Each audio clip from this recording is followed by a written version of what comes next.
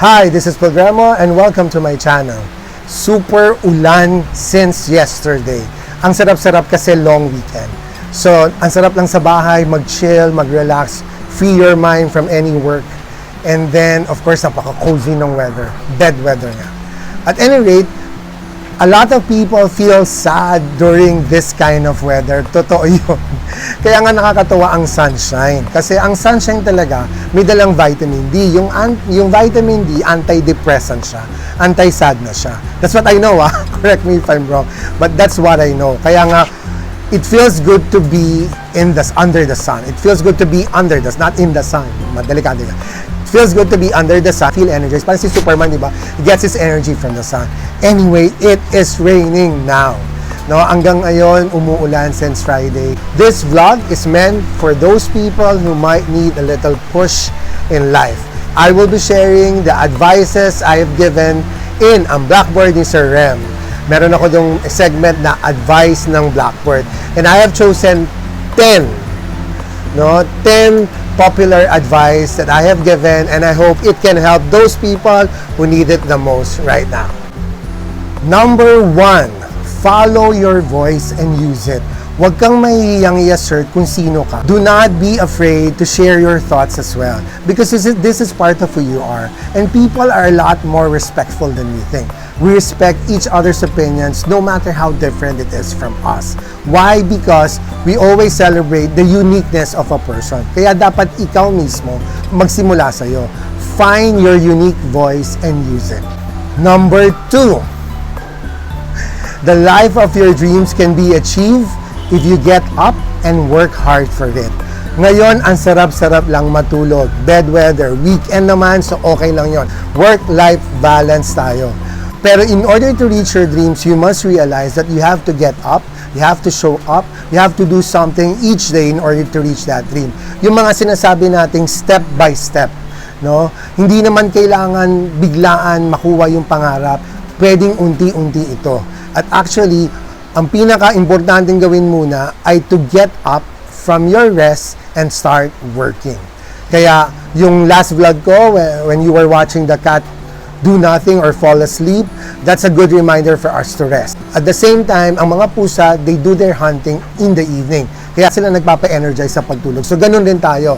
We have our time to sleep, but we have the time to work for our dreams. Number 3, in life, it is crucial that you have someone to lean on. Yes, very important that you lean on your family, your friends, to depend on them. I remember when I was in high school, narinig ko yung quotation na a friend in need is a friend indeed. Kaya huwag kang matatakot na maging in need. Huwag kang matatakot na humingi ng tulong sa mga kaibigan mo, sa pamilya mo, kasi tutulungan ka nila. Mamahalin ka nila.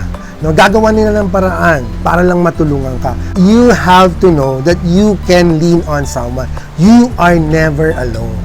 You are never alone. You should never feel alone. And if ever some people disappoints you, frustrates you, and you cannot go to them, God is with you.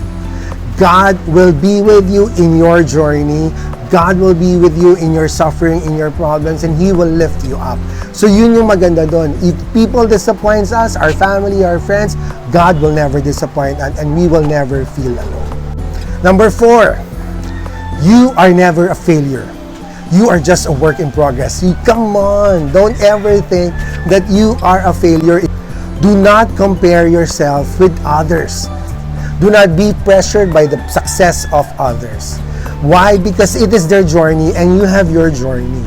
No? Iba naman ang pinagdadaanan nila, iba ang pagdadaanan mo. At lahat tayo may pagsubok na pinagdadaanan. Even the most successful person you know, meron din yung pagsubok. Do not ever think that you are a failure because you are comparing yourself with somebody who's successful than you are. Define your own success, then reach that. Yun naman ang importante. But never, never, ever think. Never, never, ever, ever na. Never, never, ever, ever think that you are a failure. No? Kasi lahat tayo, we are just a work in progress. Alam nyo, maririnig nyo palagi, failures are very important in reaching success. Sa lahat ng successful people, na-realize nila yan. Failures will always be an ingredient to success. If you failed on something, it doesn't mean that you're a failure. It just means that you failed on that particular thing. Okay? Eto, isa to sa mga natutunan ko. Huwag mong tambayan ang problema. Karamihan sa atin, lalo na ngayon, pag mga umuulan, alam mo, minsan may mga senti mode ako, na gusto ko lang nga, nandun ako, nakaupo ako sa balcony, nakatulala, no, sa mga halaman. At habang umuulan, feeling senti, feeling lonely, no? And at the same time, it's okay. It's okay to have those moments. Pero hindi mo siya dapat tambayan. You can never overstay in that position. Why? Because you have to move forward. You have to solve your problem. Diba? You have to think of ways in order to finish the problem so that you can move on. Pag tinambayan mo yung problema, walang mangyayari dyan. Kailangan mong may gawin, kahit unti-unti, para mawala yung problemang yun. Yun ang isa sa mga mahalagang natutunan. Number 6, do not be defined by past mistakes. We all have our share of bad past. No, mga nakaraan natin na gusto na natin kalimutan. But the thing is, it's okay. Because you cannot do anything about it. But you can do something about your present and your future. That is the most important thing.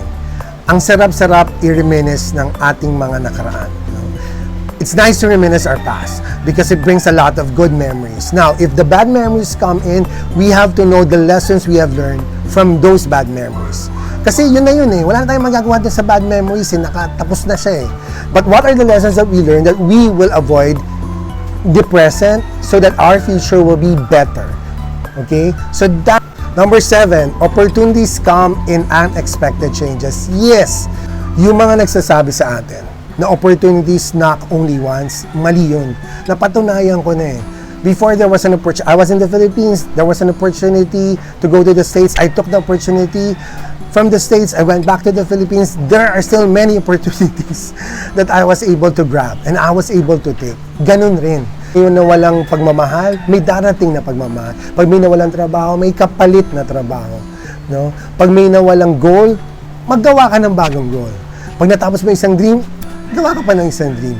The thing about opportunities is that it comes. And sometimes in unexpected changes.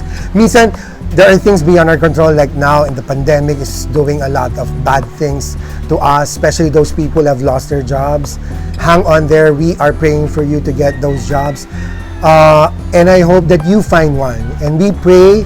And ang sabi ko nga palagi ako, pag naghanap ako ng trabaho after the States, I was praying to God, Lord, give me another chance. Give me another job. And true enough, I received one and I'm still enjoying it until now. Number 8, never ever lose hope. I want to share with you guys, never ever lose hope. Even if it feels hopeless already, you have to understand that hope springs eternal. Palaging meron pag-asa. Totoo-totoo yung kantang, habang may buhay, kanta ba yun? Totoo-totoo yung kasabihan, habang may buhay, may pag-asa. Because hope will always give you something to look forward to. Hope will always inspire you, motivate you to do something about your problems. Hope will always drive you, will push you to make your life better. So please, pag naisip mo na wala ng pag-asa, meron. Ako, I've always assured people that I talk to, 100%, there are always solutions to your problems. There are. No? It may take a long time, but there will be solutions. And the solutions might not be the one that you are thinking of, but there is a solution. Number 9, turn your burdens into blessings. Lahat ng mga problema mo may nakaakibat yan na solusyon. Lahat ng mga problema may nakaakibat na opportunity. It was Napoleon Hill who said that every adversity has an equal opposite opportunity. So, itong mga nangyayari ngayong adversity sa atin sa pandemic, merong equal opportunity to. Diba, during the start of this pandemic, the ECQ, other people noticed that Mother Nature improved. And a lot of people also use technology in order to communicate. Every adversity has an equal opportunity. So kung nangyayari yon, mangyayari yon sa problemang kinakaharap mo, sa burden na iniisip mo. A lot of successful stories are filled with adversities.